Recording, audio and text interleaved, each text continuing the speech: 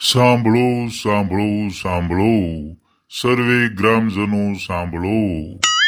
એ ટોપી દાદા અમે સાંભળીએ છીએ, બોલવાનું તો ચાલુ કરો.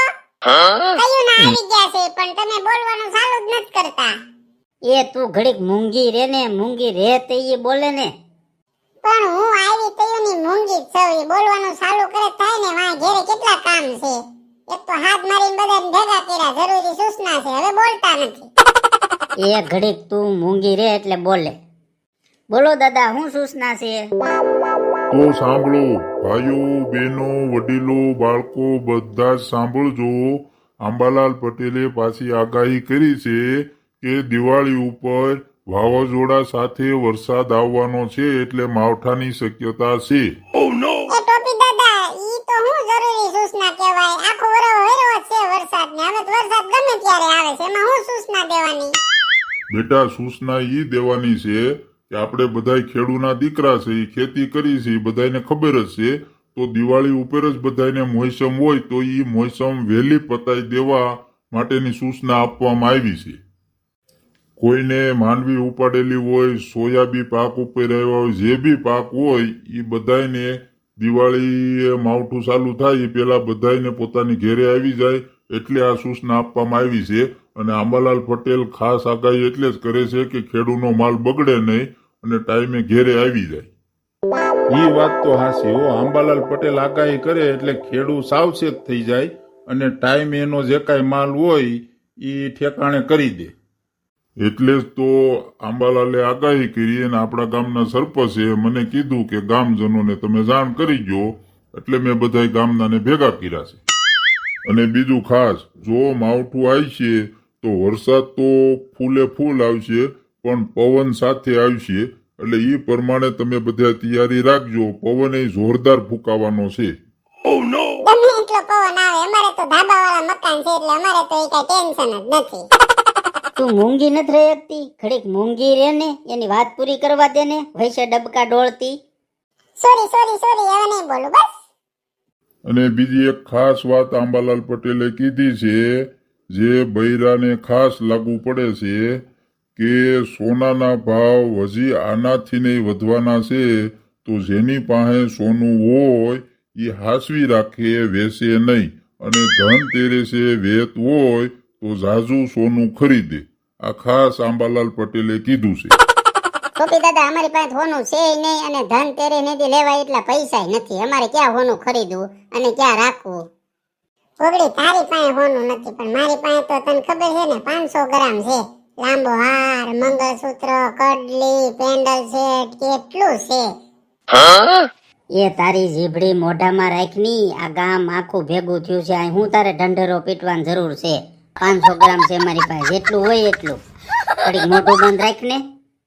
હું ગોગડીને કહું છું, હું ક્યાં કોઈ બીજાને કહું છું? એ તારી ડોહી, તું ગોગડીને એકને કેસો પણ વાય આખું ગામ સાંભળે છે એનું હું? બુદ્ધિ વગરની આટલું ઘરેણું છે એમ કેવાય? કેટલી ચોરીઓ થાય તને ખબર નથી પડતી? મગજ વગરની થાવ, મગજ વગરની જ રહી. ટોપી દાદા, બીજી કઈ સૂચના છે હવે? નહીં, હવે બીજી કોઈ સૂચના નથી, પણ અમે કીધું એ તમે મગજમાં રાખજો, એટલે તમારા પાક બચી જાય, ઘેરે બધી વસ્તુ સેફલી આવી જાય. અને ખાસ હોનું જેની પાસે હોય એ હાસઈ ગયો, વેચતા નહીં. હોનાના ભાવ ડબલ, ટ્રિપલ, 4 ગણા થવાના છે.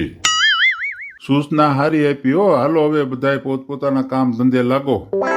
જીકુ બેટા, તારી પાસે 500 ગ્રામ હોનું હોય ને તો ક્યાંક લોકરમાં સેફમાં રાખજે. ચોરીઓ બહુ થાય છે બેટા. લે, તમે સાંભળી ગયા મારી વાત? હું તો ગોગડીને સાનમુની કહેતી હતી. તમારા કાન બહુ હઈ રહ્યા હો. હા બેટા, પણ હોનું હાસઈ ગયો, ધ્યાન રાખજે દીકરા. કયું નો ગુડતો તો તારું મોઢું બંધ રાખ, મોઢું બંધ રાખ. પણ મારું માને કોણ? પડી ગઈ ને ખબર આખા ગામમાં કે તારી પાસે એટલું હોનું છે. એમાં ખબર પડી ગઈ શું છે પણ. વાહ જીગરભાઈ, તમે તો સુપા રુસ્તમ નીકળ્યા હો. મારા ભાભીને બહુ જાજુ તમે ઘરેણું ચડાઈ દીધું. તમારે આવક તો બહુ સારી લાગે છે હો. પૈસા વાળા જીગરભાઈ, તમે તો પૈસા વાળા. જીગુબેન, તમે તો નસીબ વાળા હો. તમે હારા નાગલા પૂંજાય છે. આવો તમને ઘરવાળો મળ્યો, 500 ગ્રામ હોનું. હું તો આ અડધી ગવડી થઈ. મારી પાસે એક સેન સિવાય બીજું ઘરેણું નથી.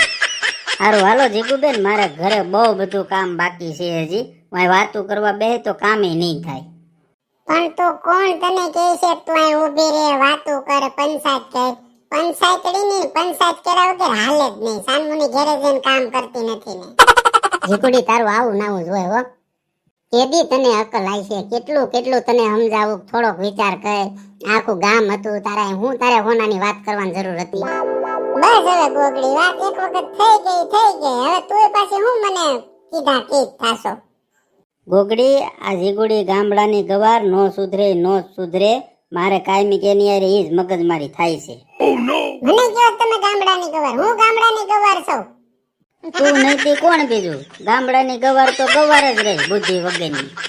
બસ હોજી કરો હવે ખોટી મગજમારી કરો માં. જો આવ્યા તે ક્યાં ગયા તે તો તમને નથી ખબર પડતી કે આ ગામડાની છે નો લેવાય એમ. અને અત્યારે આ ગામ વચ્ચે મારી યાર મગજમારી મળ્યા છો કરવા. મને ગામડાની ગવાર કયો છો? હું ગામડાની ગવાર છું. તમે ક્યાં રહ્યો છો? તમે ગામડામાં જ રહ્યો છો. તમે કઈ સિટીમાં નથી રહેતા.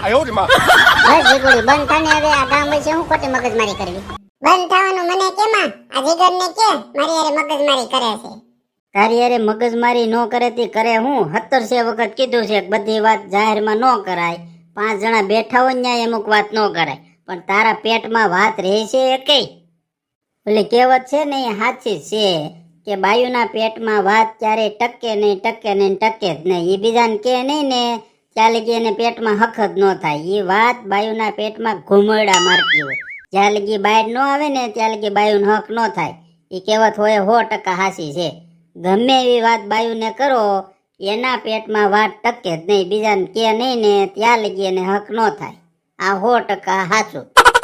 હું કેવું દોસ્તો તમારું કોમેન્ટ જરૂર કરજો. આવજો બધા, મળીએ આગળના વિડીયોમાં.